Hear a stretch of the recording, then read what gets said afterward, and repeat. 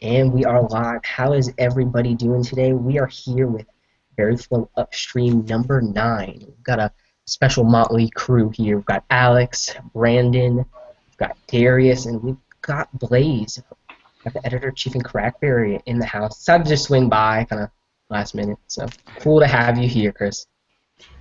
Glad to be here, man. I've been following along with all the episodes, so I figured, hey, I'm not doing anything on Sunday. Might as well hop on and join you guys.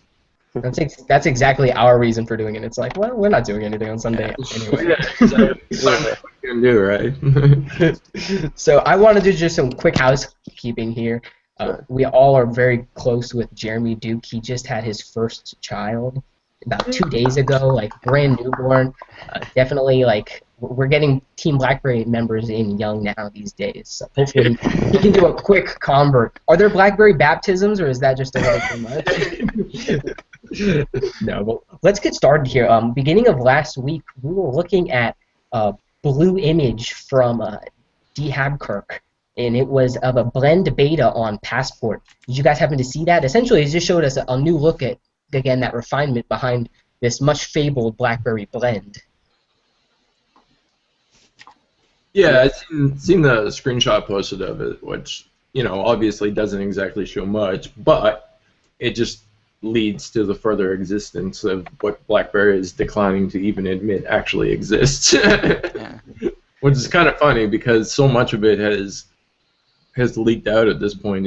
It's you know, it leaves you wondering why exactly BlackBerry hasn't said anything, because from everything that we know thus far, it's awesome, right? Right. You know, it can transfer your documents and everything like that. You can view all the stuff that's essentially on your BlackBerry, but yet BlackBerry still has said nothing about it officially. So. Right.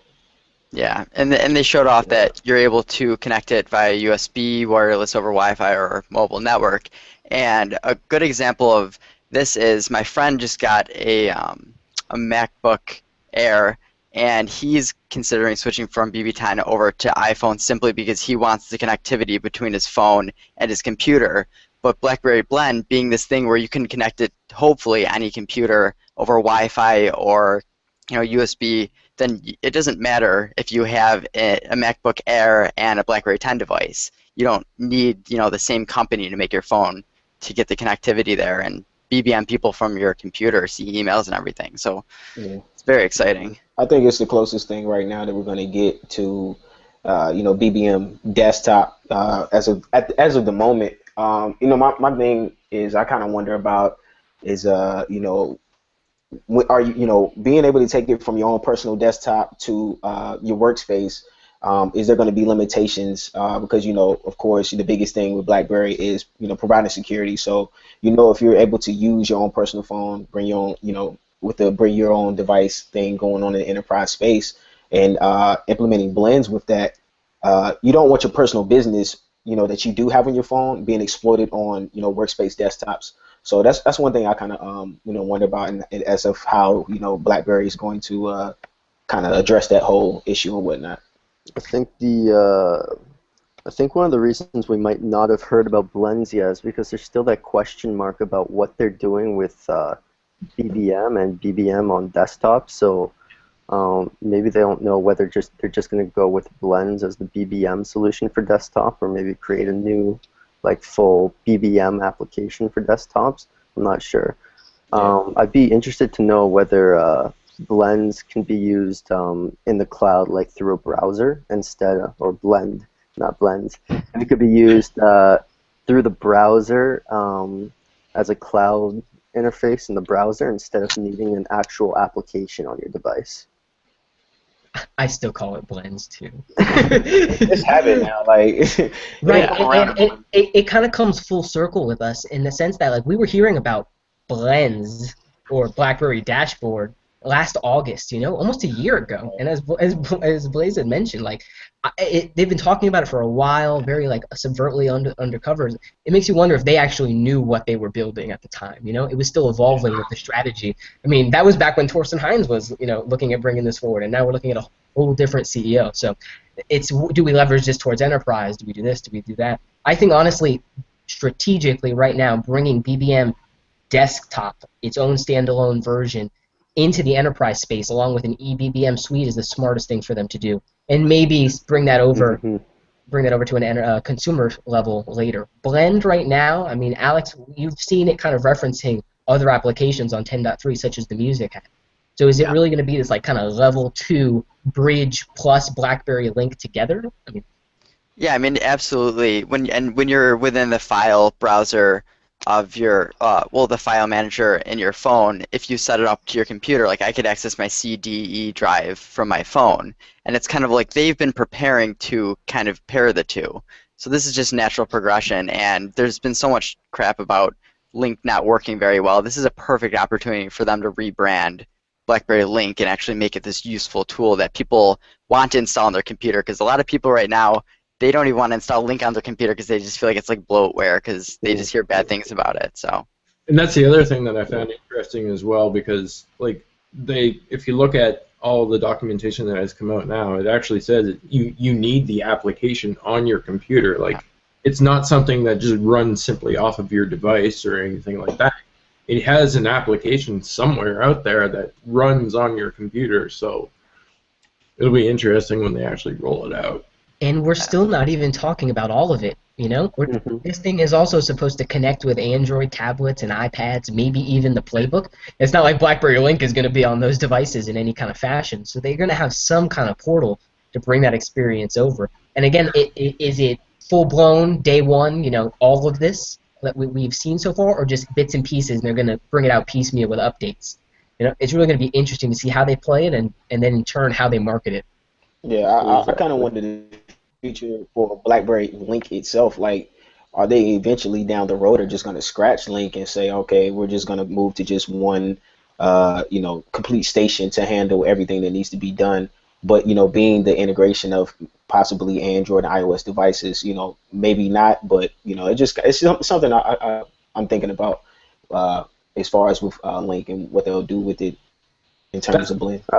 That's the portion that I'm not exactly entirely too sure on, because, like Alex said, there's bits and pieces of it in there that would actually indicate some sort of Link replacement, but then again, there's other things that imply it not to be a Link replacement. So, I think that's where we actually announce something nobody actually knows. Exactly, we don't even know. I go kind of back to what Brandon was saying. Imagine if we didn't need BlackBerry Link and we had BlackBerry Link in the cloud securely.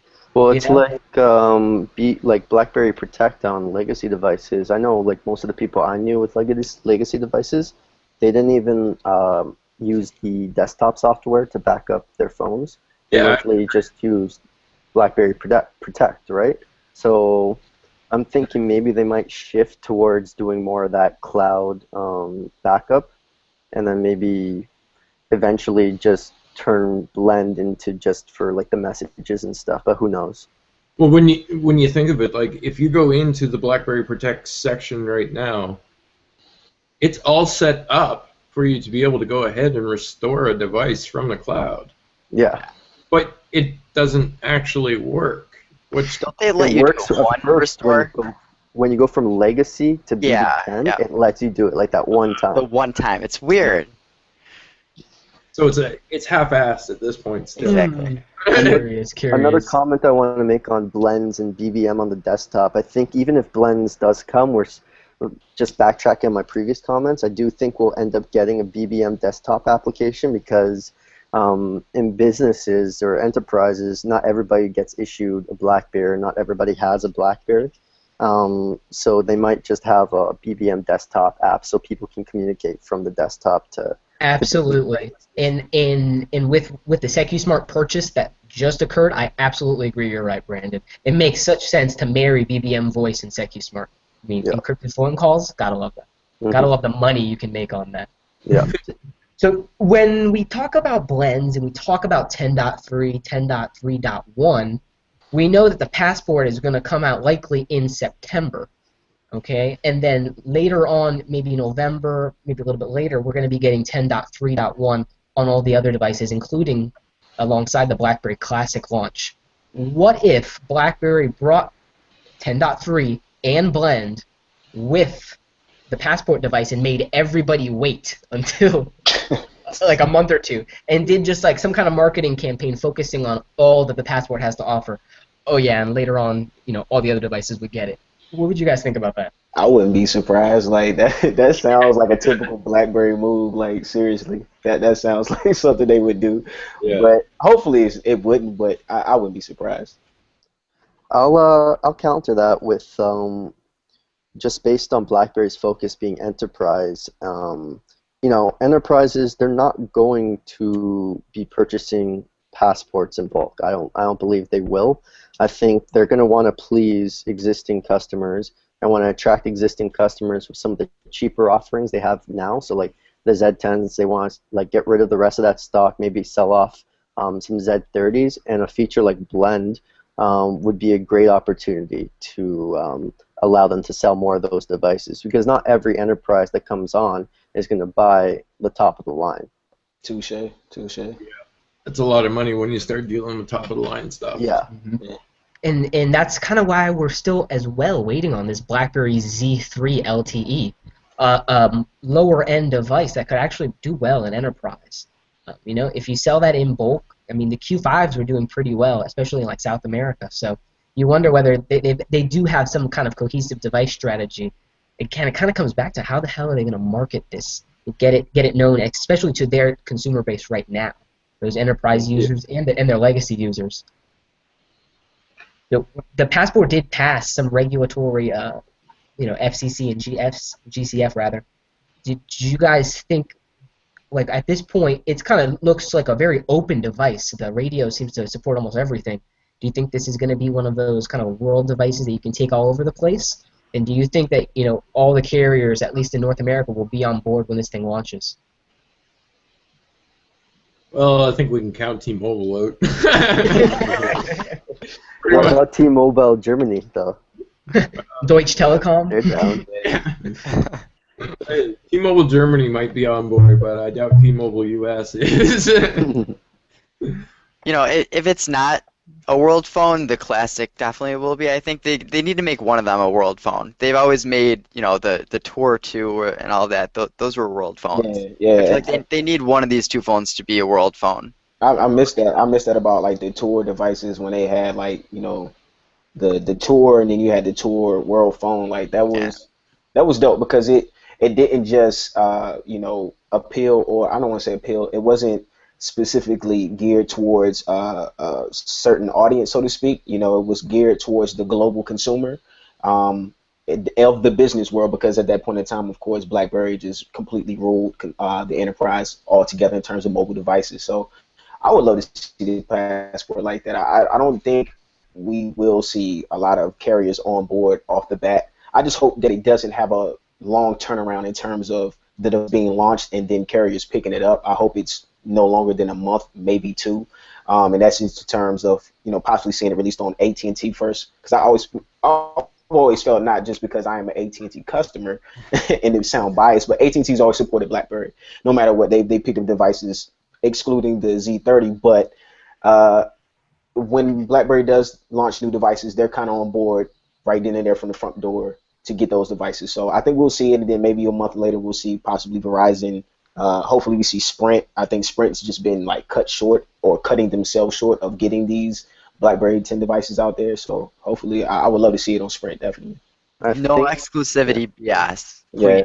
The Z30, come on, right? That was stupid. That was the dumbest thing ever. Dumbest. Verizon probably paid up front, and it sounded like a great idea. Like, we want X amount of hardware, we're going to sell all of it, and goodbye. Good deal. But, they're probably still selling those. But, and it's funny, because you mentioned, AT&T being on board. We saw AT&T branded Z30s. We saw these things multiple times, like in testing, but they never ran with it. Right. And getting a branded device is easy, though, because they build them in a certain production number, and then they say, here you go, and they give them to AT&T to test out, and then whether or not AT&T actually orders one, that's an entirely different story. But so basically for testing. Yeah, I could technically at some point get a Z30 with a Sprint logo on the battery door if I really, really, really tried and wanted to. You know, at some point they tested all of that stuff out, and it just so happens that AT&T didn't massively order any Z30s, so. They were like, "Ow, we're still paying for the Z10s." Like, And also remember, as soon as you slip an AT&T SIM card into a BlackBerry 10 device, all of that AT&T stuff automatically populates as well, all their bloatware and shit like that. So, you can make it look like an AT&T device easily. Yeah. I'd be I did that interested to I'd be interested to know how much gets added to the cost of producing a device, making it a world phone, as opposed to making it, you know, regional phones.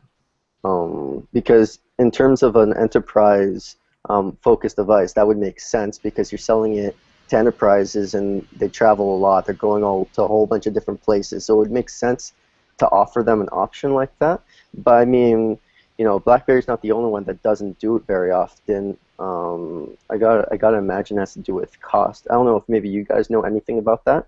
Well, could somebody explain what a world phone even means? Because I'm sure a lot of the people watching might not even know. Does that mean that it supports CDMA and GSM, or like someone explain this? Yeah, I believe it does, but my whole thing is I was wondering if that falls in line with like the dual SIM phones that they're making available, and I think a lot of questions were asked, were BlackBerry going to start developing devices that were dual SIM booty phones, which would be kind of dope, and I guess, you know, be labeled as world phones. I mean, as far as what technically a world phone device would be, I couldn't tell you off the bat. I don't want to come out here and tell lies.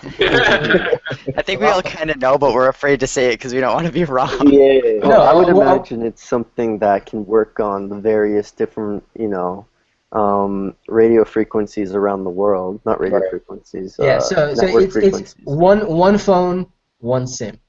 You know, Yeah. any kind of standard, you know, nano, and you know, you can hot swap and go in and out, and the phone will be able to support it, be able to take it across. Now, dual SIM is also cool. Imagine if you had a dual SIM world phone. This was awesome. You could have multiple lines on one device in different regions. Oh, okay, yeah. In low ends, people like dual SIMs a lot because when they cross the border, like their carrier stops, you know, but they still want to go visit and have connectivity with their friends, family in another region. So they just pop in the other SIM. You know, there's with some minutes, you know, basic packages. When it really comes down to a world phone, just supports numerous bands throughout the world. So basically, if I go to, let's say I go to China or whatever, my phone is going to work there. If I go to the US, my phone is going to work there on the most popular networks.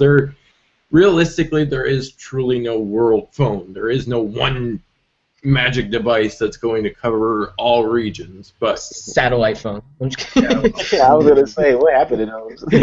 a direct TV phone. Does that mean that one phone? The short of it is you jam as many radios into one device as humanly possible and sell it, and that it has the capability to connect globally. So the Verizon phone will work on AT&T and T-Mobile, technically? Well, so like it would work on like various different carriers throughout different countries around the world, but you know, it might work on AT&T and T-Mobile in the US, but it might not work with Verizon. But in Canada, it might work with like 2 or 3 carriers, but it might not work with all of them. Yeah, technically, see, the world phone designation kind of goes off the limits because world phone is something that Verizon kind of deals with because they still utilize CDMA. The majority of the world doesn't utilize CDMA anymore. CDMA is pretty much a dead technology globally, and you know, there's very few carriers who actually still use CDMA. I was about to say, didn't Verizon, aren't they a part of like the GSM, you know, committee, so something of that nature? Like I know they switched over like a year or 2 ago now. So yeah, eventually they'll have all of their stuff running on GSM compatibility, but until then, we're gonna milk our network.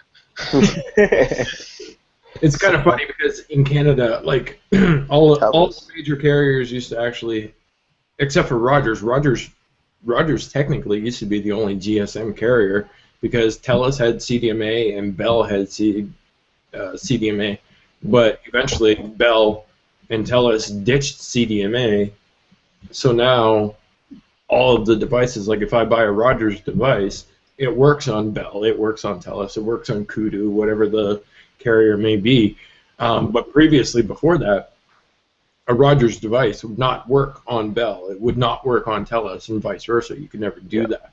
But now that everybody is on GSM, it doesn't matter where you buy the device. So if Bell has an exclusive on, let's just say, the Passport or whatever, I can buy a Passport from Bell and have it work on my Rogers account. Absolutely no problem at all. So sometimes the 4G or LTE, depending on the frequency, might not work. Like, for instance, I know with the Z30, there's one that works, or well, it might have been a Z10, where the LTE worked better on, I think, Rogers, and then it doesn't work as well on Telus and Bell. But for the most part, you can use the phone or devices. And then there was that special version, the 2700 megahertz band of the Q10 that didn't necessarily always work. People got flustered with that because at the time, even though Bell has 2700 megahertz, they didn't actually support it. They didn't turn it on and enable it everywhere. But Rogers enabled all of theirs. So. Yeah, and another thing is like with certain frequencies, like dealing with a lot of the spectrum auctions that these carriers get into. I know for one thing that being that CDMA is an age technology and GSM is definitely the way to go. I know certain frequencies are going to give you faster speeds opposed to different bands. But that kind of brings up a big thing too amongst carriers, in these spectrum auctions that are going on, especially like the one that's coming up. I think that AT&T or either Verizon were kind of like boycotting against, and with these other carriers that are moving away from CDMA and they want to get this spectrum out there. One, the cost of changing their old CDMA technology over to GSM, and then trying to also acquire this new spectrum as well to get those bands and move their speeds, because it's all about saying that we have the fastest speeds, we have the most reliable, data network. So that's one big thing that's come down to it. So it's not always the phone; it's really highly on top of the carriers in terms of supporting your phones and the data and things of that nature. Drops mic. And I'm done. So shortly after the Passport passed the FCC, Reuters got a leaked memo of the completion, quote unquote, of the restructuring at BlackBerry. It's a pretty upbeat memo overall, thanking the people who have stayed on for all their hard work. At this point, it's been 3 years. What do you guys think of actually saying that this restructuring is over, and where are you guys seeing us putting our foot next, so to speak? I'm scared that when they end up firing someone, we won't have an excuse anymore, and then the stock's gonna drop. Like everyone's gonna go nuts. Before we had the excuse, they're in the restructuring phase, so I'm just worried about this little stupid thing that the media is gonna take it. Well, they're going to, that's they'll do that and worse. And at this point, that's pretty much expected. But I think honestly, I think the memo actually leaking out was a good thing as well. Because sometimes there's some pretty crappy leaks, and some of the information that gets out there isn't exactly the best. But that leaked memo is probably one of the best because it puts a little bit more confidence out there for the people who are actually paying attention, at least. Right. If you're not paying attention to the corporate structure and stuff like that, then obviously it's not really going to matter. But to the people who are actually paying attention, the investors and the people who do pay attention really hard, it's a good thing to know that, hey, they're not firing any more people. The restructuring is done. They've completed the process and they've reached the point.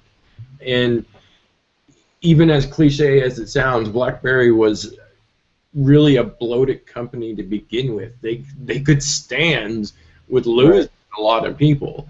I don't have any numbers off the top of my head, but I do know that there was a lot of people that were working at BlackBerry that weren't really working at BlackBerry. They were just sitting around and collecting. Yeah, like they had they were near like Microsoft numbers in terms. Well, I don't want to say near Microsoft numbers, but in terms of like the amount of employees that Google and Apple has, and as Facebook large as their company is, it's like their companies are, and what their magnitude of what their products are doing, and where BlackBerry was, they were almost like competing in numbers in terms of the employees. So they've streamlined it. The bleeding's finally over. They patched up the wounds. Now they're back in the fight. As Chris said, I mean, he's definitely boosted a lot of confidence into not just BlackBerry loyalists, but the employees that are currently there. It's definitely going to make them want to, bring forth good ideas, bring forth better, products, and software and technology, and hopefully we just see like a big boost in terms of their turnaround, in terms of production and numbers and sales and things of that nature they're going to do here in the next couple quarters. Yeah, I mean, look at the market cap of Facebook. For instance, they're like a $190 billion company, and BlackBerry is what? We don't really know, $4 billion, I guess we could say safely, or $5 billion safely. Right. Obviously, we think they're worth more, but whatever. But the thing is, BlackBerry had like 6 times the amount of employees that Facebook has. Like Facebook had maybe like 7 or 8,000 people. BlackBerry had like 20,000 or whatever it was at, and It was like 14. It was pretty. Yeah, pretty they had heavy a for what lot. they were doing. So, And it comes with the scale of which they rose. They went global in a big way really quickly, early, and to do that they had to pull in people to help support it. This global massive infrastructure that Balsillie was pushing, and of course bringing those devices to pretty much every continent around the globe. So as we all know, it was something that needed to be done one way or another. And even with that admission, it's not to say that BlackBerry didn't lose some great people along the way. I mean, realistically, they did. They lost a lot of good people in terms of what was happening at that point in time. But again, they were still a bloated company to begin with. So right. I was gonna say, like, wasn't it right before Heinz took over, or like either right when he took over? Like, didn't they open up like hardware production in like Mexico or something like that? And it was really at a point where it was like, okay, you guys are on decline. Why are you opening up more like hardware production like elsewhere in these other countries? I know like labor may be cheaper there, so to speak, but that's not a good move. So I mean, you've seen what they had to do. They had to backtrack a bit, get themselves realigned, and now they're then unbloated. I think they're off their period now and stuff, so it's pretty good. Unbloated. They took some gas X and they're good now. No, so we saw as well toward the middle of the week that QNX was actually doing an interview, and they mentioned that they want to leverage QNX into a lot of sensory machines out there. So they mentioned a couple different ones. One was pothole sensing. So your QNX-enabled car is running over potholes, and it's going to send this information off to the municipality instead of someone cold calling in or writing a letter, or someone actually going out and seeing the hole. It's like, oh damn, we should probably fill that. To allow better, quicker, and more agile response from the municipality over to the Department of Transportation, who needs to get all that sorted. What do you guys think about QNX into these sensors? It's not a smartphone. It doesn't have any kind of user interface that you're going to use, yet there's a huge potential to make money off these kinds of things. It's kind of like crowdsourcing with your car, but in terms of potholes. Like if you look at apps like Waze, where people put in their directions and they drive, and depending on how fast or how long it's taking them, other Waze users will be given other routes to go. So I mean, it's nothing like extremely different, but it's a cool example of how QNX is just going to be more connected into our daily lives and going to go towards improving how we use our cars in the future. Right. It's like people will read that title and they will just say QNX pothole sensing, but honestly, if you look at the bigger picture, it's just the beginning of the end of things. But it's just completely how we operate. And instead of having to send people out, terms of Department of Transportation to look at various roads and assess them annually or so often, the information goes right to their desktops, and they see, okay, I'm going to take our highway because we're getting reports from these vehicles that are traveling along these highways that there is a great deal of potholes, so to speak, or roadways may not be vehicles to travel, whatever the case may be. It's just a bigger picture behind it, and it's going on towards the Internet of Things, and it's a good thing. Hopefully, it will become more of a global thing in terms of traveling and navigation and things of that nature. It's going to be a way wider perspective in terms of how we're just seeing it as of right now. Mm-hmm. Quick side note. You know what's scary about all this though? These companies like Waze and TomTom and stuff like that, they actually, whether you know about it or not, they're actually selling data of, like, if you're speeding, they're selling it to local law enforcement so they could go pull you over to get tickets because that makes sense to them. So once we start getting so dependent on, driving around with the GPS, we don't even realize that we could be getting pulled over simply because, we're speeding.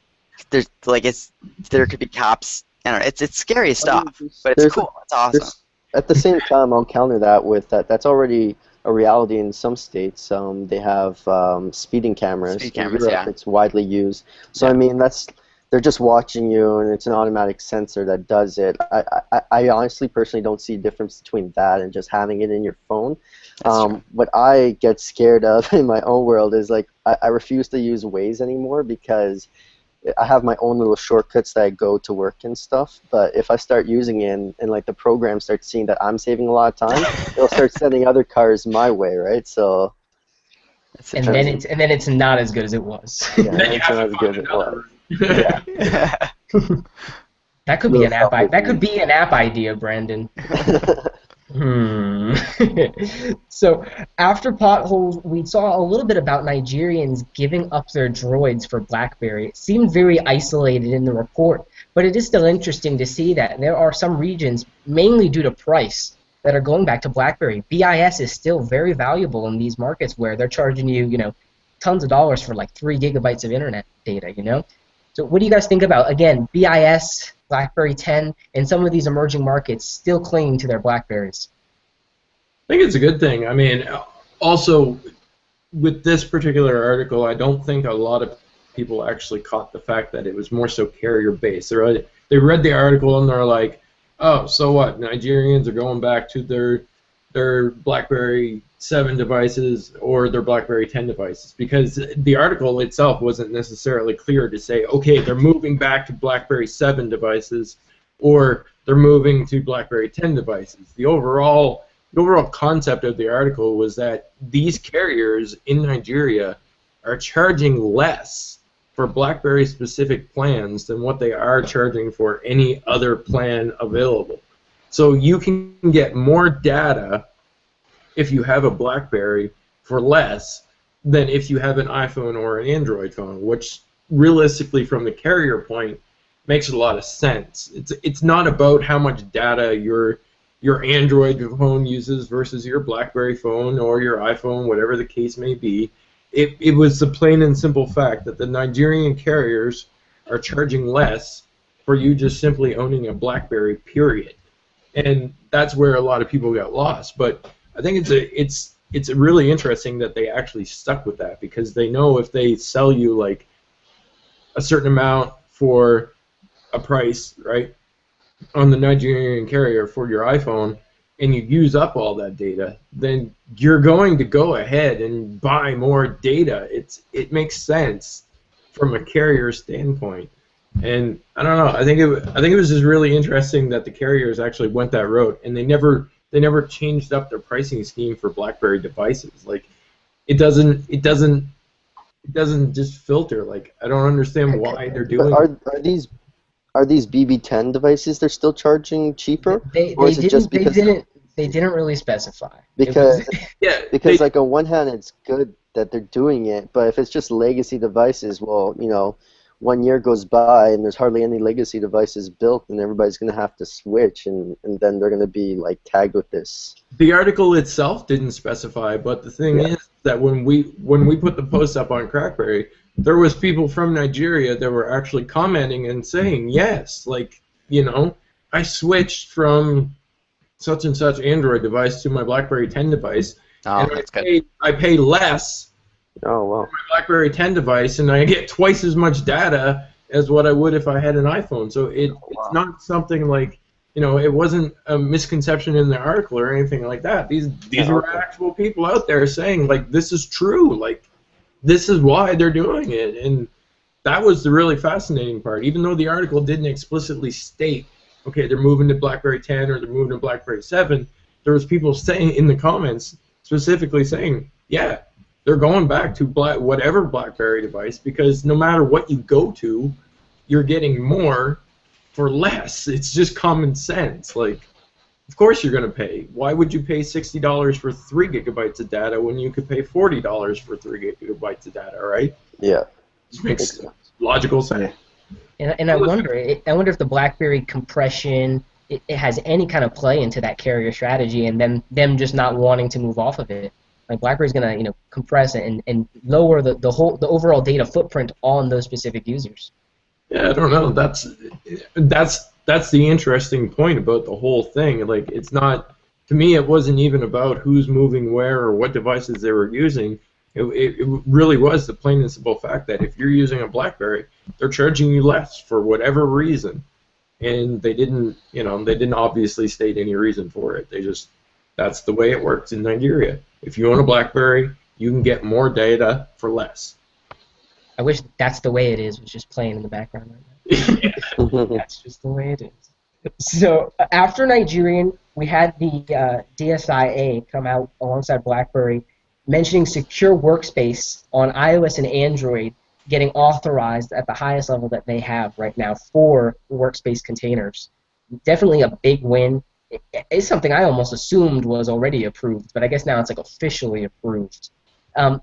Overall, the containerized strategy is good, but it's not quite what you have on BlackBerry Balance, where you have that one device with two actual profiles. Do you think that overall BlackBerry is going to have a secure enough method here with the secure workspace to be able to manage these devices on a broader scale? I mean, you got to think about it, I guess, away from iOS and Android and onto other devices that you could put these secure implementations on. Think about putting a secure workspace in your car to pull in work data when you're in transit or on a train or in the air, all places where QNX works.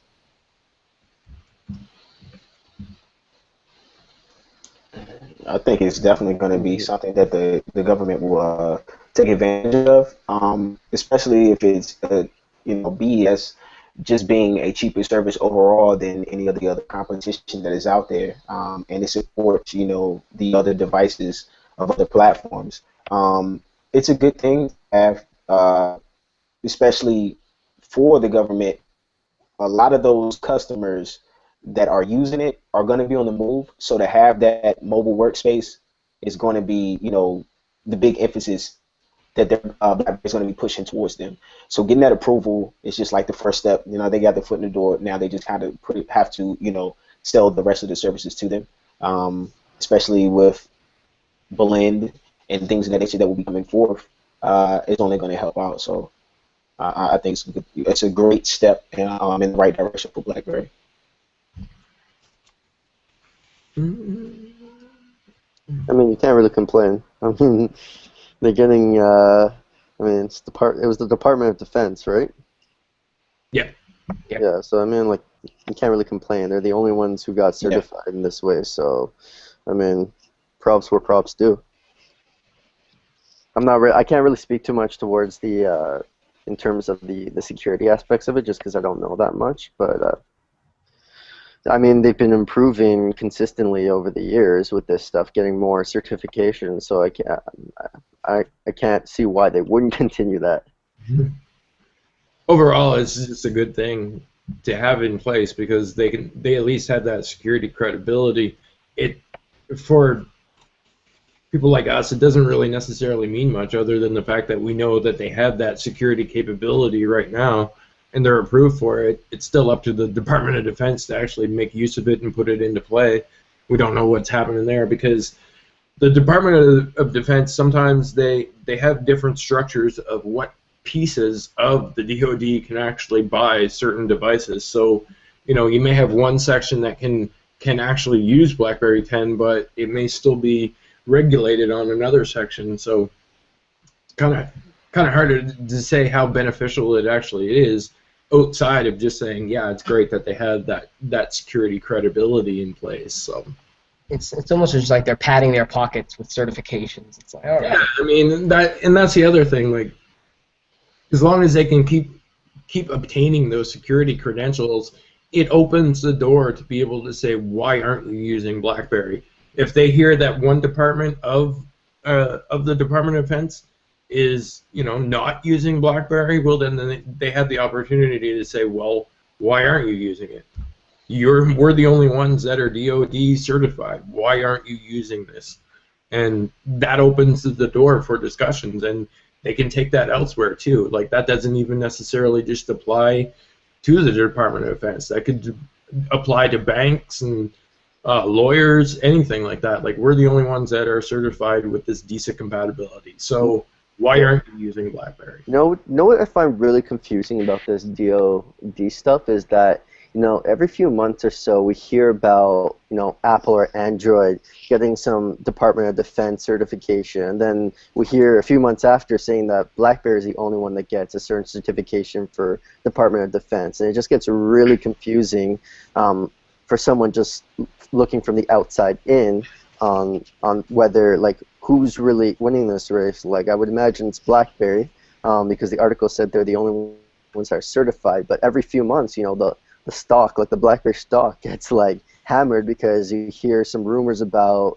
some departments in the military who are switching to Android devices or something. And that goes back to what I was saying about the Department of Defense being so, I guess you could say, separated in terms of what it is that they can and can't do. Like, you will literally have one specific department that can use BlackBerry 10, but maybe it's not on the approved list of another department, which that those departments could essentially, at the end of the day, be working together to keep the country safe, but yet they still have incompatibilities towards what devices that they can actually use on their network. Yeah. It's so weird. No, I was gonna say I hope that, like, with the news of what the German government is doing with BlackBerry, will help give BlackBerry that leverage to push into other countries' governments in providing that mobile communication and security. I think the U.S. is going to jump on it. I mean, it's something that they definitely need to, especially nowadays, because the way of the world is not going towards in terms of war, I would say it's not on the ground, it's not in the skies anymore. It's cyber warfare. So governments are taking these situations, they're looking at them very seriously. The initiative, I don't think, is in the pace that they should be on, but I think BlackBerry being the first one knocking on the door to say, hey, you might want to look into us and look at our service that we provide in terms of security and all those different aspects is a good thing. So I really hope that we start seeing numbers being pushed in terms of more information coming from BlackBerry for the federal governments and things of that nature. You know what I want knocking on my door? A passport. I want one really bad. And I'm sure there's some people over in the government who want one too. But they did announce a passport pre-registration, which is not a pre-order. It's like a sign up to get an email about it when it goes live for you. Just trying to see the address. Did you guys put your emails in? Come on. I did, for the heck of it, yeah. Did you subscribe to get other announcements about BlackBerry products and services? Always. I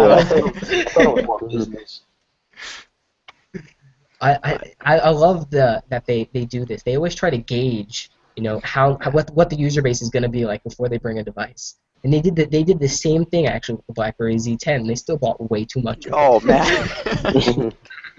The thing is, they probably got a lot of signups because people were simply curious. Every sign-up's not going to be a purchase, obviously. It might be like 1 in 1,000 signups is a purchase. Yeah, Chris, I'm curious. Are you looking to get a passport, or are you waiting for Classic, or what?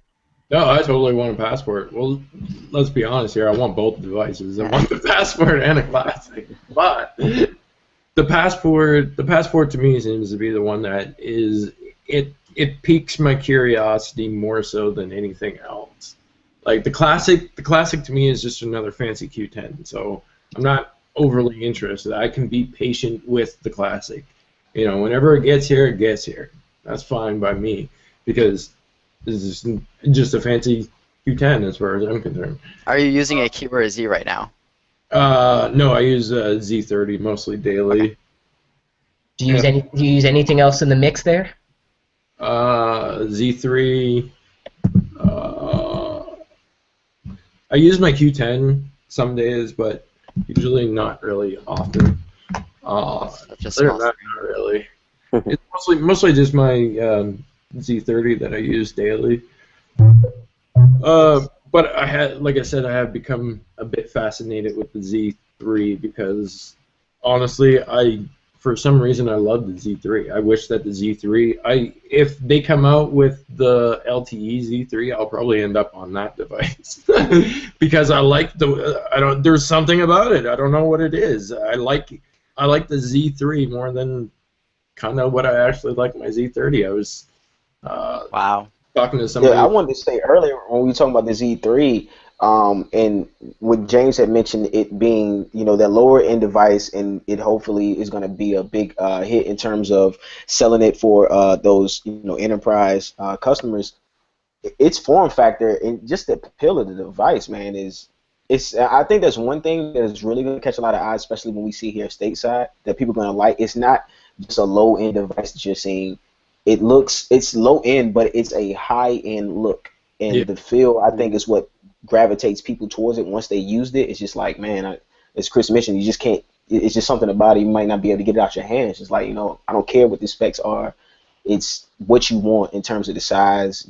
I told people, But man, that Z3. but specs matter. I'm confused. Doesn't the Z3 feel slower than the Z10? Because when I went from my Z10 to my Z30, there's a big difference. So isn't the Z3 feel a lot slower than the Z30 and technically slower than the Z10? Or is Not- it like? It Not, doesn't. yeah, when I used it, it wasn't like that. It was nice. It has a better GPU than the Z10. One. Okay. So it's a lot fluider experience. When you have 4 apps open and you're going through pages, yeah, you're going to see just a little hitch as you slide between transitions. But overall, it's a workhorse in itself. The only Okay. the only issue that I have with the Z3, and realistically, it's not even an issue because I'm one of those people who really doesn't care that much about it. I can totally see how it would be an issue for somebody who actually does care. But for me, it's a non-issue because I just simply don't care that much. Like it does what I needed to do, and that's perfectly fine. And that's the display. The display is actually brighter than my Z30, but Okay. as you guys know, like the display is upscaled, so it's not as pretty looking. Is it Again, LCD or OLED? I think It's the it's same display. Oh, yeah. Okay. Yeah, it's an LCD panel. So yeah, it makes sense that it's brighter. way brighter. Yeah. And like I said, the only difference is that everything is upscale, so it's not as pretty, but it's brighter, and as far as I'm concerned, it's great on battery life because it doesn't have LTE. It's stuck on 4G. It works on Rogers, which is perfectly fine for me. So I don't, and the camera, I barely use my camera. So granted, I am a rather unique case when it comes to that because, like you said, specs do matter. A lot of people do care about specs. But in terms of how I personally use my device and what it is that I expect out of it, I would be perfectly fine if somebody came and said, we're taking away your Z30 or whatever the case may be. We're taking that away and you're forced to use the Z3. I'd be like, all right, whatever. It doesn't make any much difference to me. I would just be like, Very happy as well. And maybe what James said about the GPU is attributable to the next fact. The Z3 actually seems to run Android apps a little bit better than what my Z30 does. Less pixels to render, Okay, that's got to be it. Yeah. Side by side, I put them to the test. Side by side, I opened up each app individually, let it run, and everything like that, load up. The Z3 constantly beat my Z30 in terms of opening up apps and Android apps, that is, and getting them up and running faster. I'm like, holy shit! Like, It's good. and imagine a Z3 on 10.3. yeah, Exactly. It's going to be a really consistent experience, and it's like, and I think even on 10.3, it can now open 8 applications instead of 4. So really, you don't even see the weaknesses between the devices spec-wise, and it's something that again QNX is really good at. We're talking Passport, quad-core, 3 gigs of RAM, and an awesome Adreno. Like this thing's going to be blazing, and I cannot wait to get it. Yeah, I think with BlackBerry users, specs to us doesn't matter as much to Android users. I'm not even going to put iOS users Yeah, in there because they don't know. They don't know what their down the specs bottom. are on iOS. So It's an 8. No, 7. right, and but they're one thing smart. about BlackBerry users is we've just grown so fond of what the software itself does for the specs.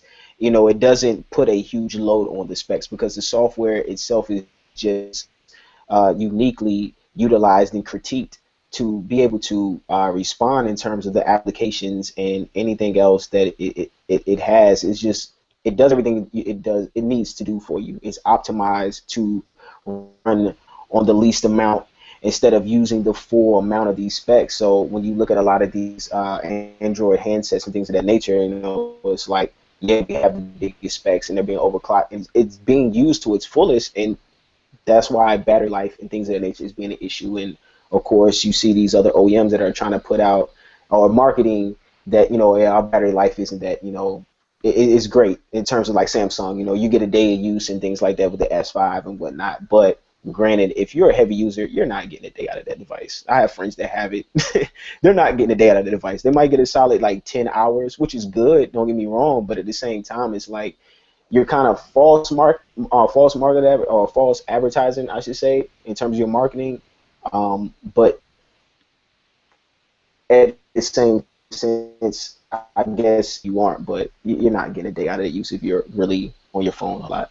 You're still a wall hugger, sucker. You know when specs are going to become a big deal and BlackBerry's going to come across, when phone blocks, if and when this becomes a thing and people have to choose between having more RAM or more battery and stuff, that's when it's cool, because you can be like, well, we only need 2 gigabytes of RAM, and this phone here, they need 8 gigabytes of RAM to do what BlackBerry does with 2. So I could put a larger battery in it and put less RAM and get more. Like, once this becomes a thing, then it's better to work off lower specs. Well, just think of it like this way. You build a better operating system that can run on less. Those savings are just going to get passed on to the consumers.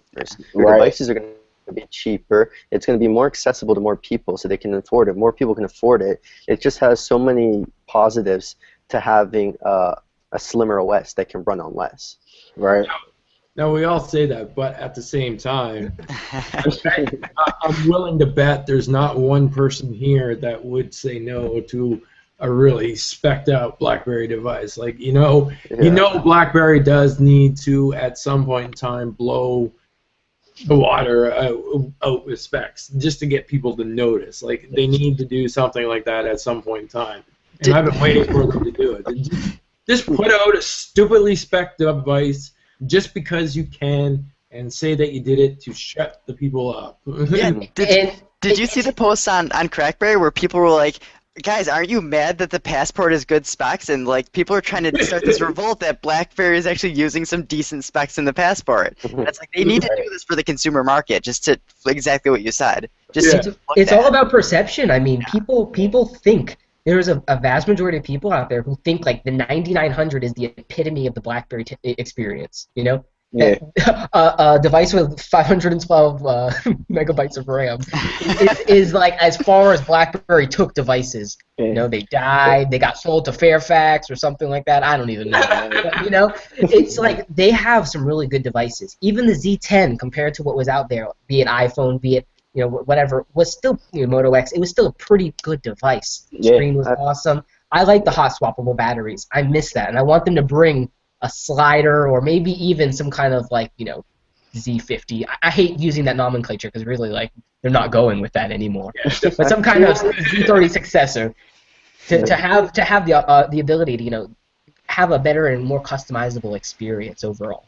Yeah, but one thing about it is that BlackBerry has done a good job in terms of the Passport of really pushing this device and not even saying a word of the specs. They're just talking about what it can do for you in terms of the productivity and why they've chosen this design for the device. And they brought up, you've heard nothing in terms of specs. And they're pulling an Apple. And it's like you look on other websites, like websites that aren't necessarily dedicated to BlackBerry, and they have like the totally wrong specs. Yeah. It's crazy. Where did you even get those specs?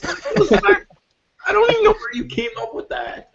Those specs are better than what's actually on the device. It's wild, man, because you're looking like, whoa, I actually have something better than the S5 on my phone. Are you serious? Like, that's nuts. Like, BlackBerry, like, am I? Yeah, that's. It's just crazy how these different companies with different focuses have different priorities. Samsung will put an octa-core onto a device that it can't even utilize. Yeah. BlackBerry will put a 2880 milliamp battery on a device last year and still have a bigger battery than the S5. Yeah. It's like, again, priorities and where BlackBerry is going and the further optimization of their OS. I mean, the Z30 with 10.3.1 is going to be awesome. It's going to be like a staple BlackBerry experience. Even the Z10 just feels like it has new life running that OS. Yeah, I feel like back on that sentiment about people wanting a spec'd out device, I almost think that now with this new age of devices, especially with the Passport, they kind of have to come out with a spec'd out device, just because, like, I don't know if you guys agree with me or not, but I feel like BlackBerry devices sometimes they're priced on the higher end of stuff, right? And so some of the people now, they kind of want to have the specs to come with that price. Yeah. To kind of bring up that, that image, or to have that perception of a better bang for your buck with the devices. And what we know, at least so far, of the suggested specs of the Classic and the suggested price range, I think that device is going to hit such a good price point, such a good, again, to the market it's going for. I think they're going to sell it like hotcakes. Yeah, they're definitely about quality over quantity, and I just love it about BlackBerry. I was hoping that that's what they would do, and they are. And they're finally getting a device that is worth the amount that they're going to sell it for. So that was my biggest thing. I just hope I didn't want them to overprice it, but you're finally giving us today's specs with today's phone, Exactly. not yesterday's specs. And so I feel like I'm definitely spending my money, and I'm getting my money's worth this time around. Not to say that I never felt like I was sold short because of the BlackBerry 10 experience, but it's all aligned now. The stars have aligned. So the optics around it. Yeah. So yeah, we have 10.3, we have 10.3.1 coming on the winds, but I think, what was it, yesterday, the day before, we just got 10.2.1 going on a release regionally. 10.2.2, excuse me. Yeah. 10.2.1 was June. Yeah, that would be bad. Actually, like, some people are still getting OTA updates for 10.2.1. So, but it's funny because I loaded it onto my Z30. I'd be like, what device is this? I loaded it onto my Z30, and it is awesome. I don't know what it is. They refined some of the transitions between app pages and even the active frames. It just works really, really well overall. It's like it's the new 10.2.1. It's like every 10.2.1 build had one problem with it, Be it battery life, be it your email wouldn't pop a response for you to let you know that you've got it. Just tiny little nitpicks, and now 10.2.1 seems to really get it. But really, 10.2.2 is not about us. It's about really Vodafone and what they're doing with the SecuSmart chip to really add that extra compatibility and encryption to those devices. Yeah. Yeah, I mean, realistically, we shouldn't even have 10.2.2 most of us. I mean, we're Canadian and American, so we shouldn't even have it. We shouldn't even be running it. But such is the case that the OS can actually be transitioned to other operating systems. So thanks to CrackBerry, we're all running it anyway. The funny thing is, I downloaded it. I actually installed it this morning on my Z30, which is perfectly fine. That booted up fine. I went through it, and everything was working great. And then I downloaded the autoloader for my Z3, and for some reason it doesn't like the Z3 at all. At least that autoloader, I'm not saying there's anything wrong with that autoloader, anything like that, but when I installed it on my Z3, it didn't even, it literally killed the device. I'm like, wait a minute, what's going on here? So I held the button down and pressed the two volume keys and did a reset, nothing. I'm like, wow, that's weird. As you said, we're not supposed to have it. Exactly. Kind of expected one thing to go wrong, but then I was like, wow, that's interesting. I don't know if it was just like a bad download. Maybe it might have been because, Mega sometimes has issues with actually completing the file, but whatever. Sometimes I'll download on Mega sometimes, and I'll press it. I'll wait the hour and a half, and then it just doesn't download. It downloaded, but will never save to my computer. I'm like, no. Yeah. Oh, the pains of Mega. But I love Mega. What does this update actually bring? Nothing. Just improvements. Security improvements for those who need it on Enterprise.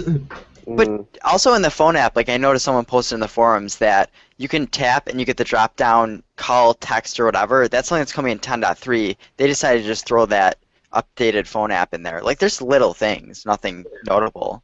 But yeah, I feel like the browser is a little bit faster than what I was on. I don't know if that's the fresh OS load, but it's running really well right now. I don't want to even continue talking about it because it might jinx it and start crapping out on me.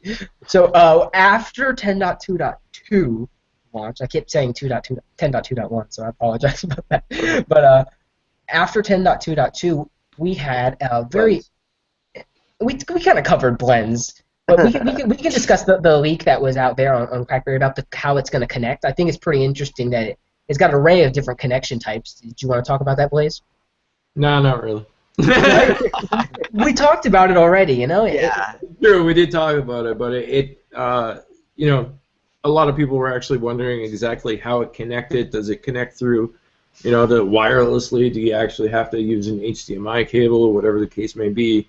So thanks to the new screenshots that we actually got of it, we know that it can connect through wireless, through Wi-Fi. It can connect through the carrier network as well, much like BlackBerry Link does.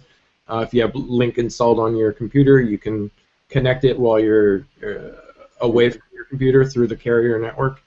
And of course, it connects through USB as well. So those are the key points for it, and it also has the companion apps, I guess you could say. So in order for everything to run, you need to download the BlackBerry Link app itself for your computer and the BlackBerry Link app for your device, which is, you know, that's not really anything different from what we're used to. You know, you had to download BlackBerry Bridge at the point in time when that came out as well. So nothing really different there. It's just how it connects. But I think it cleared up a lot for people because they were generally curious about how it was actually going to go ahead and connect to your device, because, you know, a lot of people want to know those sorts of things. As far as I'm concerned, I'd just be happy with them announcing it and acknowledging its existence, let alone how it connects. They should put it into beta and like leave it there for a couple months. Yeah, like BBM channels. It's obviously in beta for some people. It's just not in beta for us. And I think you're absolutely right when you said that you know, at the point in time that they put it together, they weren't necessarily sure as to what it would actually end up being as well. I literally do believe that they built it as they were going. They had a general idea and they built it as they were going, and they now have this solution that they have come up with, because we've seen the demos of it. You know, the demo explaining it, but we also saw the demos of how it actually works, and those realistically were very, very early demos. I think that they were shown off at some particular, yeah.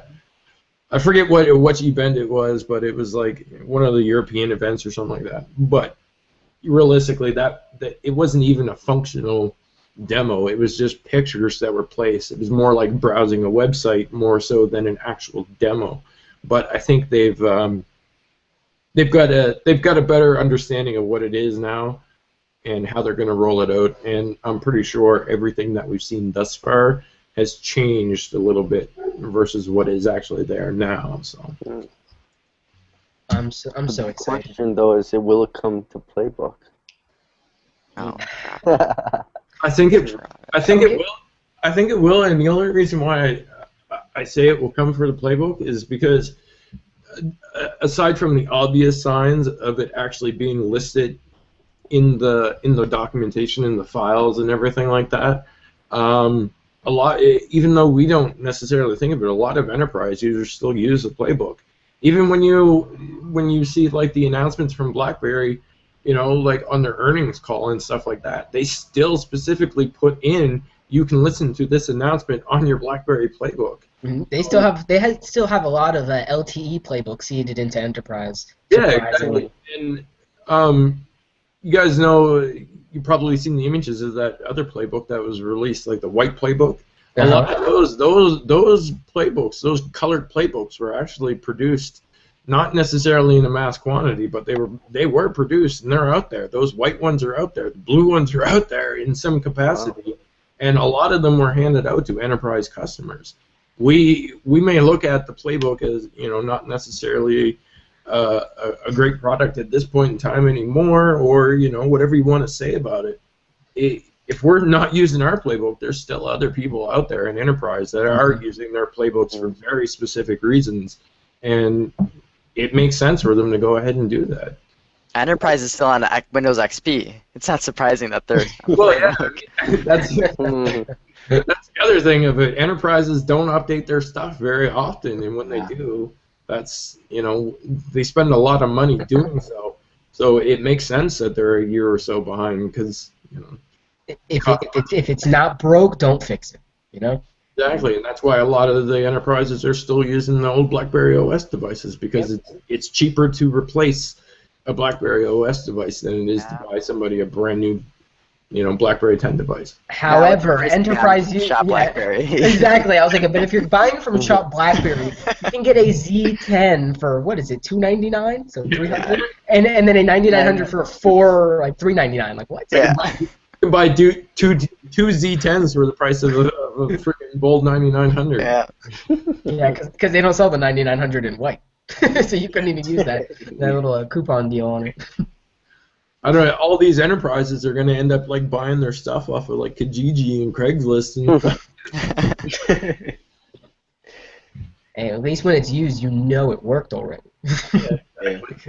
So, really recently, this has been the talk of the last couple of days, and it kind of bothers me, and it makes me laugh at the same time. But BlackPhone rooted in 5 minutes at the Black Hat conference. It's a security-based contest. They were actually trying to get it rooted, so that they could find the exploit, patch it up, and continue moving with their product. But just the fact that it was busted in 5 minutes kind of spurned the conversation between the group that hacked it, specifically an individual named Justin, and then as well the BlackBerry community. A lot of people were tweeting at him, almost kind of changing his verbiage around and insinuating that BlackBerry was a little bit more secure than the BlackPhone, on these same things on the bootloader side and how they got through.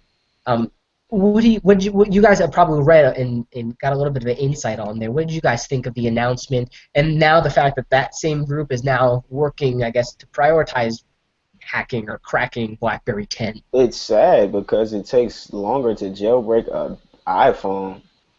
So to be rooted in 5 minutes, and you're supposed to you're putting yourself out there as a secure brand. You should really just sit down somewhere and take a break. And you're trash talking too. Yeah. BlackBerry shouldn't, in their forums, everyone's kind of saying, oh, they should write up a post about this. I think the most classy thing BlackBerry can do is not say anything, because they ignored the response from BlackPhone, and now that it gets rooted, if they just don't say anything, then it's kind of Yeah, BlackPhone is doing their own negative marketing. Yeah. that second BlackPhone medium posting was almost an advertisement for BlackBerry 10. Half of it was we found a little bit of information. We found usernames that have no association with anything, but the rest of it was solid. You know what I find funny is a lot of companies they don't really want to say shit about BlackBerry, because I really think they find John Chin intimidating because he doesn't back down from shit. He's kind of like that guy you don't want to go back and forth with the jokes. He's like, all right, guy, look, you took it too far. And he'll just be like, all right, whatever, you shouldn't have started this shit. That's what I love about John Chin. He doesn't care. Even if he knows he's outnumbered, I just look at him as kind of like fucking Spartacus with 5 soldiers and Persian army and shit like that. He's awesome. I like that. I don't know. I think the important thing is, I said in my post as well, it's honestly not even news when an Android device gets rooted these days. Right. It's just it's an expectation. Users almost expect that you will be able to go ahead and root your Android device. And I appreciate the fact that you can go ahead and do that rather easily. But I think when it comes to the BlackPhone, there was a certain level of expectation that, hey, maybe they probably did the due diligence here. And it's going to be a little bit harder to root, which obviously isn't necessarily the case. I mean, they did it in 5 minutes, so that level, that expectation of security and privacy and all that just sort of just went. It's just odd because their specific demographic is spy agencies, where they could actually get a hold of your phone, And you'd expect them not to be able to open it up and just hack away at it, but that's exactly what it just proved could be done. At the same time, I think it's also important to note that even though it is it's a root exploit. They got into the phone and everything like that. It's still user based. Like the user has to recognize the fact that the phone is being rooted at that point in time. And you know, if the situation was reversed, you know for a fact we'd all be defending the fact that, hey, you know, you can't do this unless the user says so. So, you know, it's not necessarily, you know, something to attack BlackPhone over, in my personal opinion, because I expected it anyways. Plus, it still has the basis of user intent. It's just absolutely hilarious that that's the way that it was marketed, and that's how easily it was obfuscated. So, like, really? Did it that quick, and this is the whole basis of it? Like, come on. And all BlackPhone gave him was a T-shirt too, right? Yeah. That's the bounty, I guess. Yeah. Speaking of bounty, just real quick, there's someone, I don't know, someone put out there that they're doing a small bounty of $2,000, trying to raise money to egg on the hacking group to try to root a BlackBerry 10 device, like bring it on. And it's like, it makes me wonder, like, why, like, to what intent are we giving them money to try to hack our device? There's lots of companies do that. They do hackathons and stuff like that, where they actually get a bunch of hackers that come and try and hack their software so that they can optimize it. But I mean, when you're a company that's in charge of security for you know, most of the Department of Defense, when you're the golden standard of security. You pretty much don't wanna be getting hacked and stuff, encouraging it. And it's like, it'd be interesting if they find a way in, because I know on Playbook after 2.1, like the Playbook bootloader was gone, like you could not touch it. Dingleberry dude just, what was his name, Chris, or what was, I forget what his name was. But he just gave up. He was like, I can't, you know, at least with the tools I have available to me, this isn't happening. That's what I was going to say, is that it actually raises a good point, because, you know, it's one thing to say that it is secure, and sure, we can laugh at the fact that BlackPhone only gave him a T-shirt for the bounty. It's pretty funny. Like, you know, realistically, it's pretty funny. But, you know, I still think that BlackBerry should be involved in some way in those events. Like they said, well, how come BlackBerry didn't sponsor any events or anything like that? I think they should be involved. We all know that those events are a little bit chaotic, and you never know who is actually going to show up to those events. Like there's track records of the NSA showing up to those events. Like they do talks there and stuff like that in previous years. You know for a fact that Apple has people down there scouring, waiting to see if they can find any exploits or anything like that.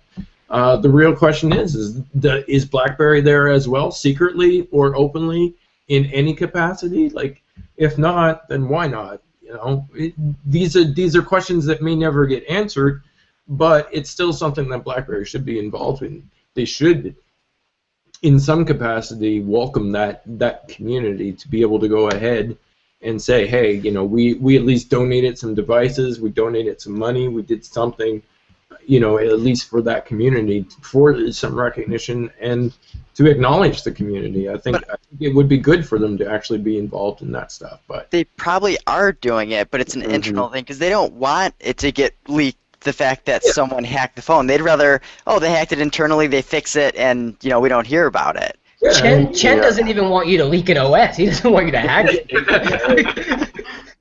Chen wants to be the leaker. He wants to show up. We have earnings calls and show people devices. Jubei attended for us over at the BlackBerry Security Summit, and coming this Tuesday, we actually have a post that we're going to put out that has the audio recording of the keynote, an interview with John Sims, a little Q&A, one-on-one, and as well just a little video montage of the event so people could get a feel for it.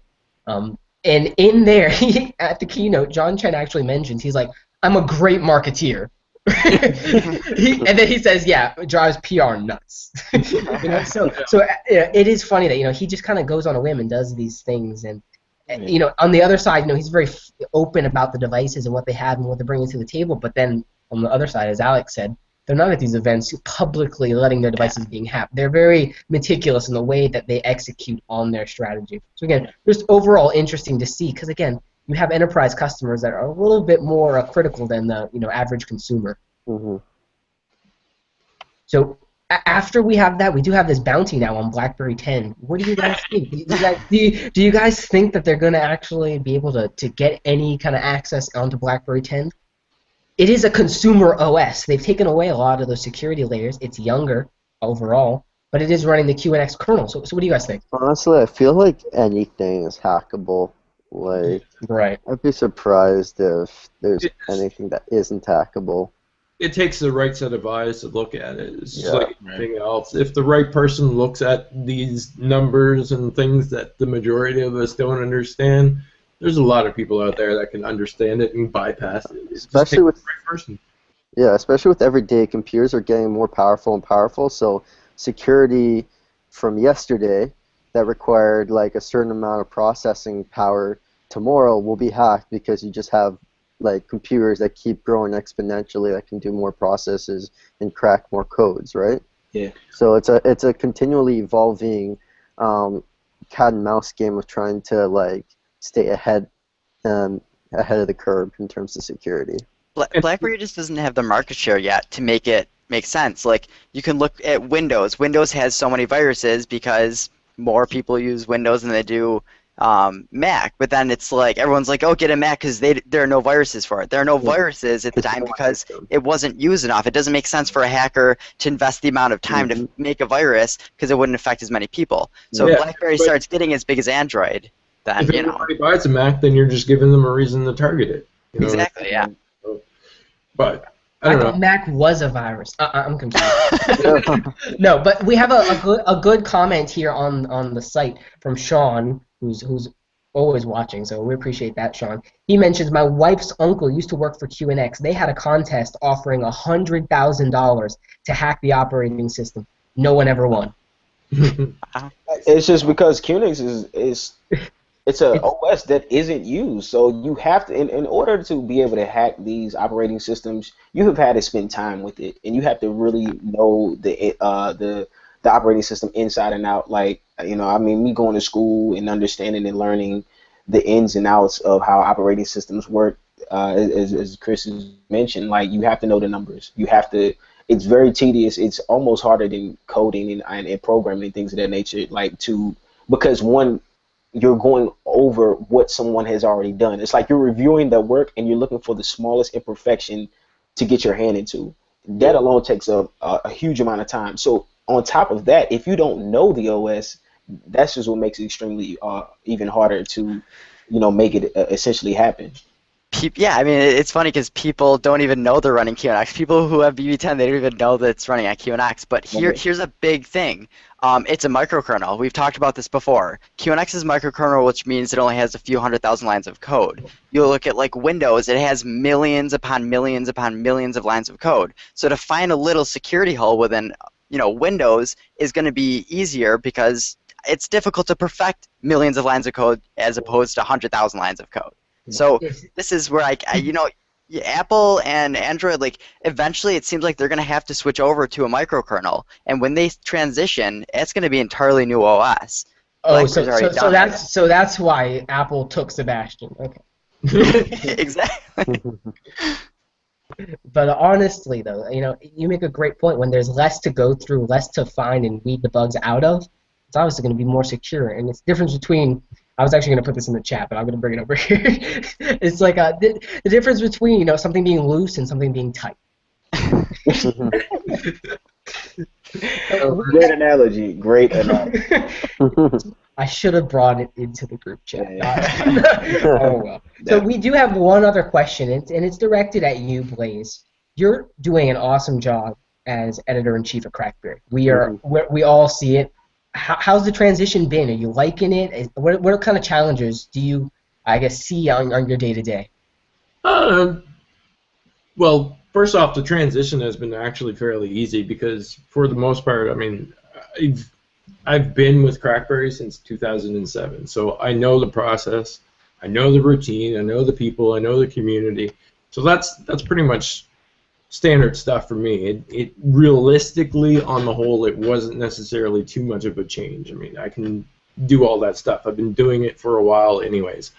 You know, I was fortunate enough to have Kevin extol all of that information on me early on so that he was prepared to do whatever. Some of the challenges, I mean, I've come to the conclusion that, you know, I can't really please everybody. I know within the community there's some things that CrackBerry could definitely improve upon. I actually just put up a post about some of that anyway while I was on this podcast already, but I put that up. You know, I know that there's things that we as CrackBerry or I could be doing better, and I know that there's things that people want to see improved, and I take a lot of that stuff rather seriously. Sometimes it's probably a little bit too seriously because I get into the comments, I read the comments, and you know, sometimes, you know, that's not always a good thing to do. I love reading the feedback, but sometimes too much feedback is a little bit too much. Yeah, I hear you. I see the same thing on my channel. I asked a very simple, like, what do you want next for BBM, and it got like hundreds of comments on the channel, and it's like some people just didn't get the question. Yeah. You know? And Add me on this pin. That was happening on channels. Big They'll do, companies like something serious, and it's like, hey, I want people to talk to. Add me. It's like, what? Like, the big companies like Forbes and stuff. A lot of the people, when they write an article, they don't read any of the comments because they don't want to start an argument in the comments, and you need to sometimes just post something and let it be and just ignore that you wrote it, because you know there's some people that are there just to get a rise out of you. Yeah, exactly. Well, unless you were BGR and you post this article about the Coscat emojis being like the end of the world, then like, at some point you gotta say, you know what, maybe I may have to defend myself in my article and what I read, because I got a point to get across in these stickers being the end of Western civilization. So, yeah, and I've had those moments as well where I've had to go ahead and defend some stuff that I've written before. But I mean, overall, I mean, CrackBerry's going to be here. CrackBerry's not going anywhere, and we're still here for everybody who wants to find out about BlackBerry. I mean, what more can I say than that? The community isn't going anywhere, and I love everybody for it. So, guys are definitely a pioneer in the game. So, greatly appreciate it. Greatly appreciate it. yeah, I mean, I just really enjoy going to CrackBerry these days. There was a point there where I really didn't open the app, but now I'm opening it up all the time. It's staying consistent, and it's like, honestly, on BerryFlow, it's like, why are we covering news when you're doing it so well? yeah. You know, I'm trying to, and you'll see a transition here on BerryFlow over the next couple weeks and months where we're just kind of changing what we do, and you'll see a lot more of it. I'm going to be a lot more vocal and clear as to what the new kind of direction we're going is, but you know, you may not see a post every single day on BerryFlow, but we'll still be doing what we do. We're still here and very active, you know, with the upstreams and whatnot. But again, like as I said, doing a great job, Blaze, and I definitely love all the insight you bring to the BlackBerry community as a whole. I appreciate it, man. And I noticed that you saw a comment because there was, at one point, somebody was saying something like, why don't we do more stuff like BerryFlow or whatever like that? I'm like, James is very unique in what he actually does on BerryFlow, and we're not trying to take away from that. I don't want to copy anything that you're doing because your content is actually great, and you know what you do is perfect, and you recognize that, and you recognize that the stuff is good. So why would I even try and invade on that territory? Like, realistically, that's part of the reason why I'm here, because I enjoy watching Upstream myself. And I wanted to come out here and, you know, just be a part of that as well. So why not, right? Definitely kudos, and you know, I do it for, you know, I don't put ads on the site. I don't do anything. I do it for the team, you know, for Team BlackBerry, and it's all because of these guys right here. You know, Darius, Brandon, Alex, and everyone on our team is just phenomenal. Man, you're gonna make me cry. Right. People are gonna start following out like, okay, this is getting a little weird. But no, we covered pretty much everything we needed to cover. Do you guys want to bring up anything else? There is a looming beta that hasn't really been announced, and I'm not even sure whether we can talk about it. Yeah, well, I mean, we'll be very careful about what we say. I just want to say that the the message boards. I should really try Be and very careful. just the forums and the message boards. Everyone is very on topic. It's not like someone posts something and then they start talking about something totally different. Everyone's on topic, bring up very good points, and it's organized. And this is something where, the CrackBerry forums, they did an amazing job with this, but when someone posted a new leak, there's so many people downloading it, so many people repeating things like, this isn't working, how do I fix this, or what's going on, and it gets repeated 50 million times. So the thing is, this is a lot more focused. I think it's going to be more useful to BlackBerry because there's less noise and it's more controlled. And I'm just extremely excited about the direction they're taking this. They were able to fire or get rid of the internal testers and bring this external. We're doing it for free. We do it because we love this. So I'm just so excited about this. I think it's a great move. It's always like That's something that people have been asking for years. They wanted that for years at a BlackBerry. Why don't you welcome the community? Like, we've all been here for several years now. We know rather than us tearing apart this post in the forums or on Twitter or whatever the case may be, why not collect this information from us? Why not collect all this feedback and actually put it to use? So, without saying too much, I'm glad that they sort of open the doors a little bit more to the community and welcome them in so that they can actually collect that information. And it's good because people feel closer to the company at that point in time. They feel like they're being heard, which is important these days. That's what Beta Zone is all about. Being a part and contributing to the growth and build of those different applications, OS, etc. We had a conference call several months ago. I don't want to say it was recent. It was a couple months ago, with a executive who is no longer with BlackBerry. I will say that. And they had mentioned, as we curb these leaks, as we cut down on the leaks, we're going to open up Beta Zone to more things. And I'm not gonna go any deeper into that, but it is definitely good that they're bringing the community in because we are such an awesome community. Right. Team BlackBerry gets it done when there's ever anything to poll on or we need to go all vote. We all go. We all support. This is definitely an awesome thing team.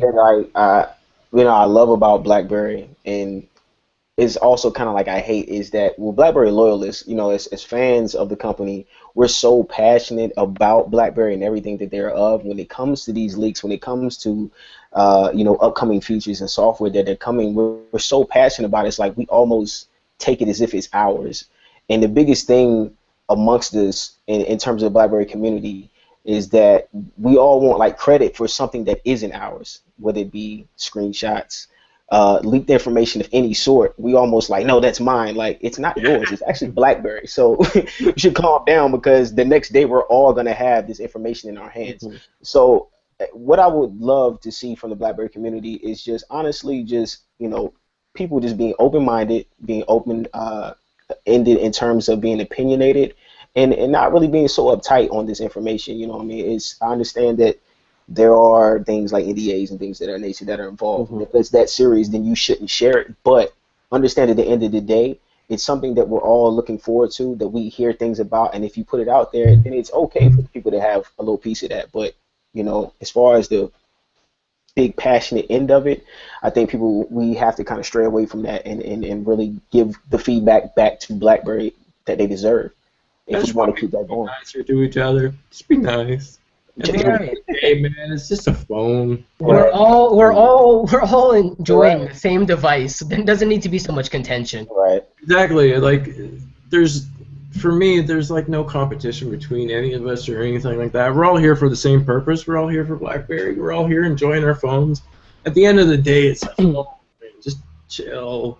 It's just a phone, bro. It's not your firstborn. We promise. It's not. Exactly. Chill. The good thing about the Beta Zone I find is that because a lot of the CrackBerry addicts and the BlackBerry fans, a lot of us can sometimes be the harshest critics when it comes to BlackBerry 10 and the OS. And on top of it, when it comes to testing, nothing beats having it in the hands of the people who are going to be using it and having it go through like the real day-to-day paces. Because what I've heard from people is that this 10.3 beta OS, they're going to be able to download it, I've heard, and so they're going to be able to use it, and through real world experience, they're going to run into the bugs in their daily use. Sometimes in a testing environment, you might not go through all those specific steps. Yeah. And that not everybody does things logically. That's just the nature of how things work, and so this will be really good for them. And I'm really excited to see. I'll be interested to see if 10.3 actually does come with less bugs because of this or not. Yeah. That's a great point actually to bring up, Brandon. That it's in the hands of the hypercritical fans who are gonna make sure it's awesome. And we kind of glossed over this very briefly when talking about 10.3, but Kirk Dillon put out there as well that Hub is going to be dark theme enabled on 10.3.1, which is awesome. And Brandon had mentioned that was pretty high up there on the list of things in there. What's the forum called? I Can Make It Better. Yeah.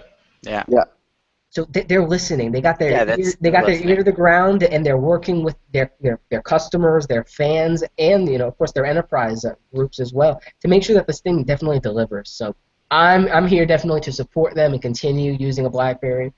I need a passport BlackBerry. You can send it to. I'm over here in Florida. Don't they have like a little HQ down in Florida? I don't know what they got in Florida. I think they got something. Does CrackBerry have a facility, like a warehouse down in Florida? Yeah, some of our shops. So the accessory shop is based out of Florida. Oh. So that's where I need to raid. No, I'm just kidding. Anyway, guys. We have one person in a warehouse with a BlackBerry who's there looking after the accessories. He's looking after all the BlackBerry accessories with his Android. No, but let's wrap it up here. There was one last bit of news that literally just came to us today via James. Is it Muir, I believe. Muir, developer of Red Light of Love, who's also behind the application Snap, which I'm pretty sure all the diehards are already using. Looks like version 3 is coming, and it's taking some of the material design aesthetics from Android and building that into the UI. What do you guys think about that? We had, way back in the day, was Droid Store, was that what it was called, from Oliver? And it also tried to model the Google Play look and feel. I honestly liked Snap because it looked like BlackBerry World. Like, logically, it worked like BlackBerry World. So it's cool. It'd be cool if he could kind of combine the two. Give us the logic of BlackBerry 10, but the look and feel of Google Lollipop, whatever it may be. Is that what the L stands for? Oh, man. It stands for love. Oh, man. Good love. No.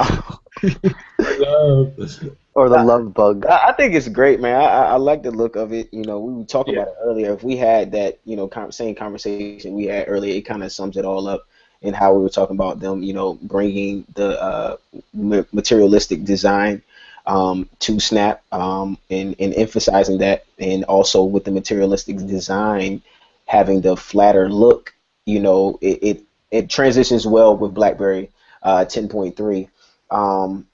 But one thing I just hope that the flat look just doesn't become a stigmata, and I'm kind of anxious to see which OS is going to be the first one to kind of break the mold later on to come with the new design. Apple has always been the first ones to do those things, and I hope in a couple iterations later that BlackBerry not only kind of perfect this flat look that they're looking on to, but break the mold also to kind of veer away from it a little bit. So that's what I'm looking forward to seeing. But Snap, to get back to Snap, it looks great.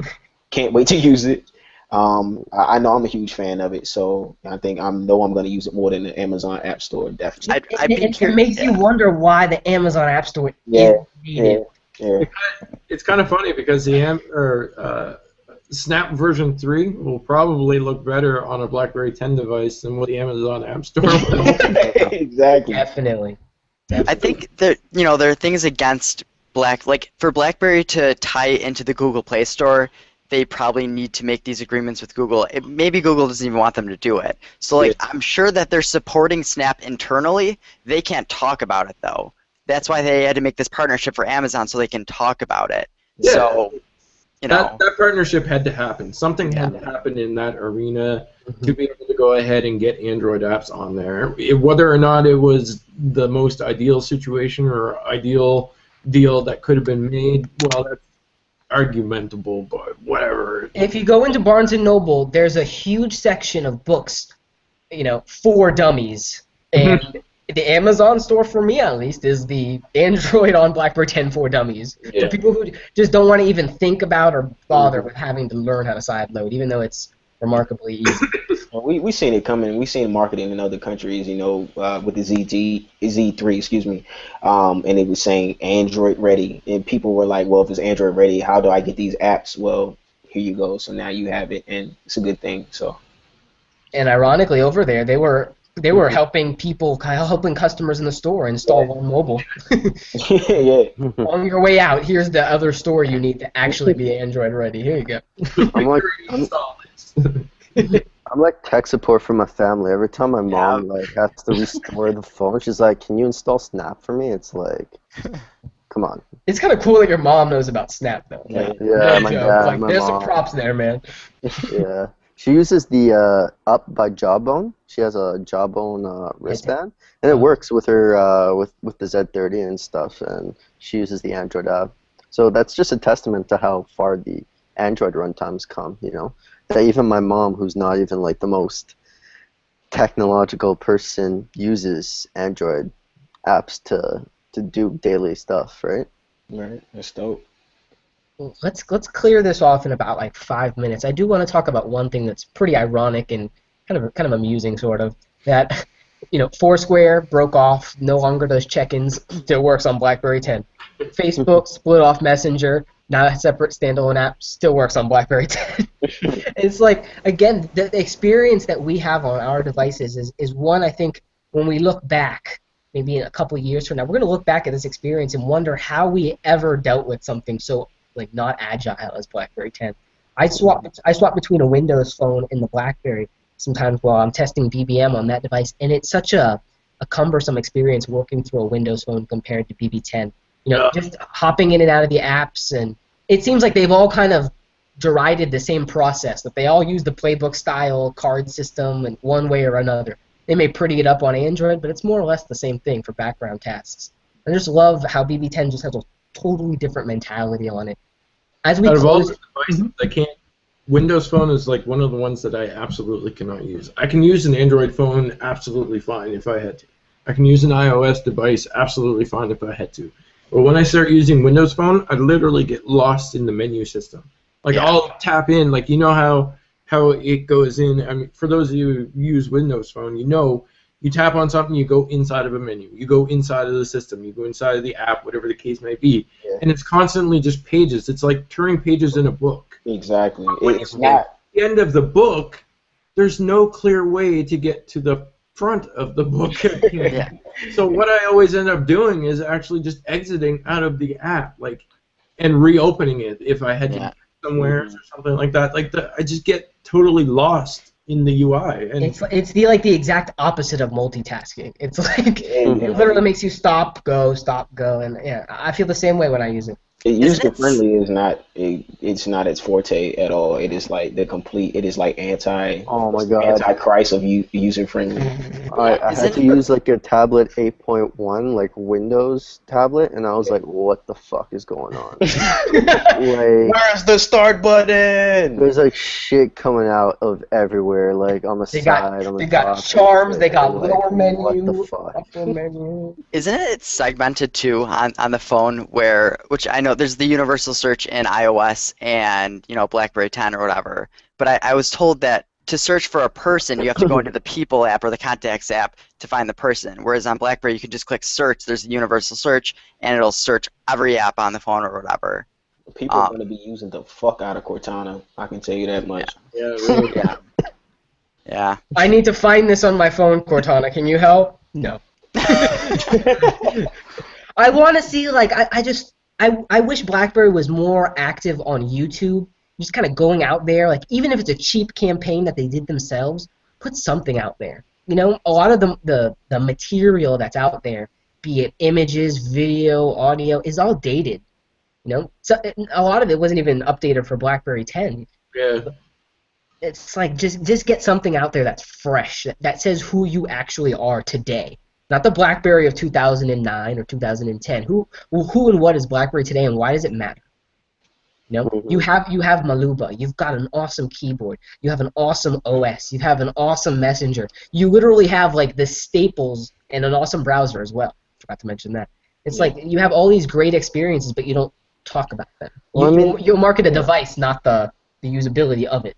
well, that's exactly why there's all this emphasis all of a sudden on the Android runtime and Android integration, app integration, is because they don't have to focus on building the Facebook app or the I think did they do the Foursquare app or something or or LinkedIn app or something? Yeah, they don't have to waste their resources doing that. They just have to focus on what makes the phone great, and then when it comes to third-party apps, just let the marketplace go and do that, and they don't have to worry about attracting the next big hit app if they can just make it run on their phone.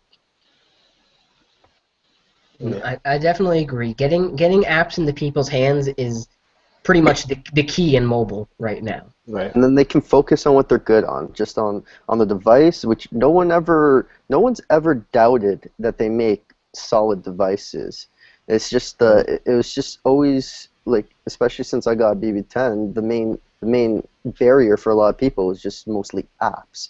It wasn't even the device. A lot of people really said the device was solid.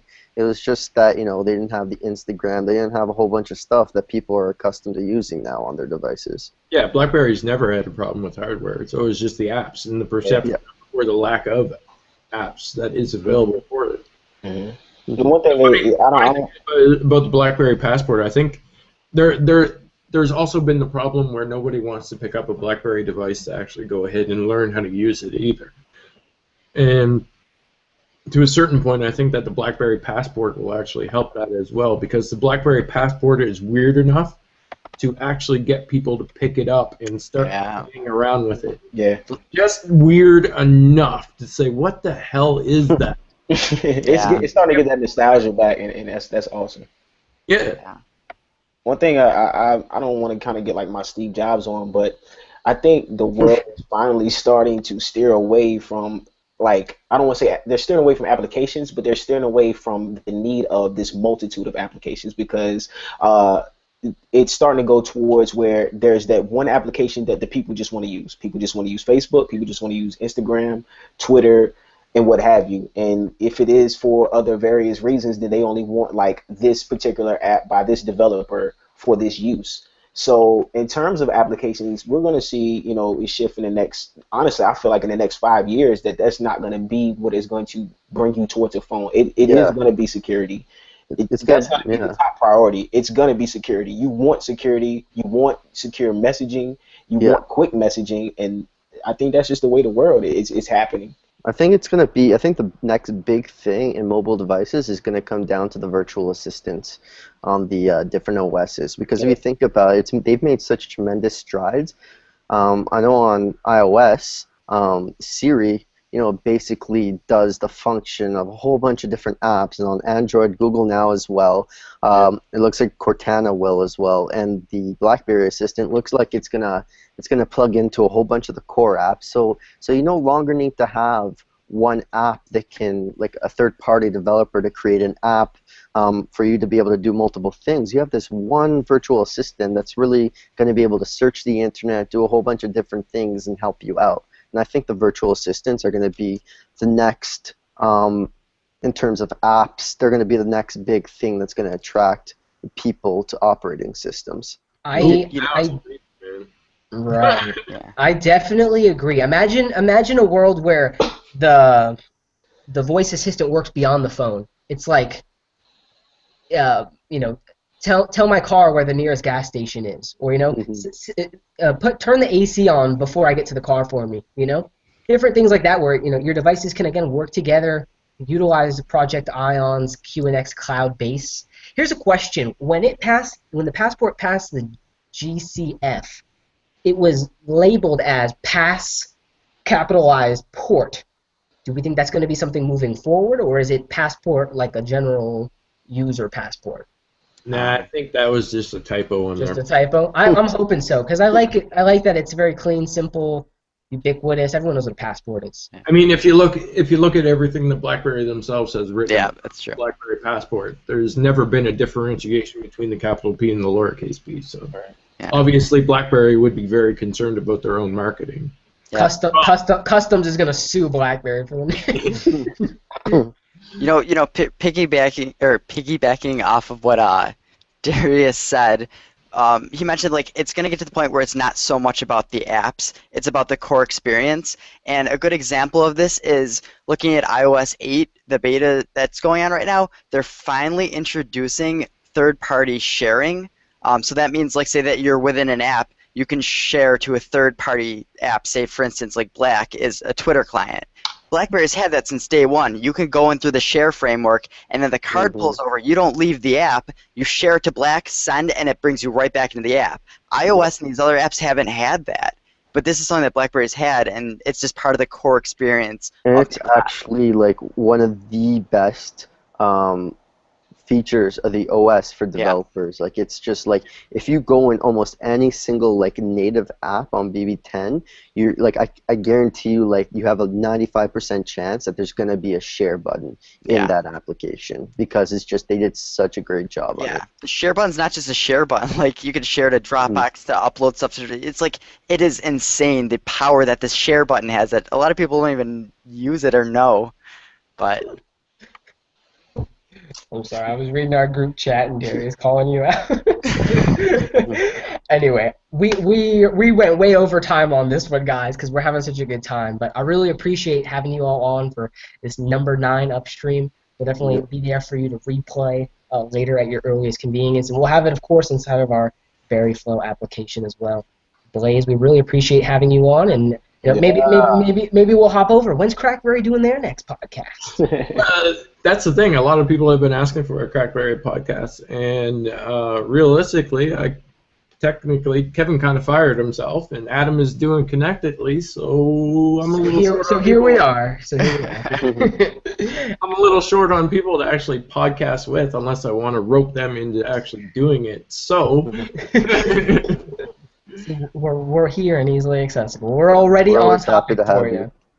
Yeah, well, thanks for having me on. I really, really appreciate it. Like I said, I wasn't doing anything else, so it seemed to make sense to me. Alrighty, guys. Take it easy. Have a good rest of your day. Take it easy. All right. later. Cheers.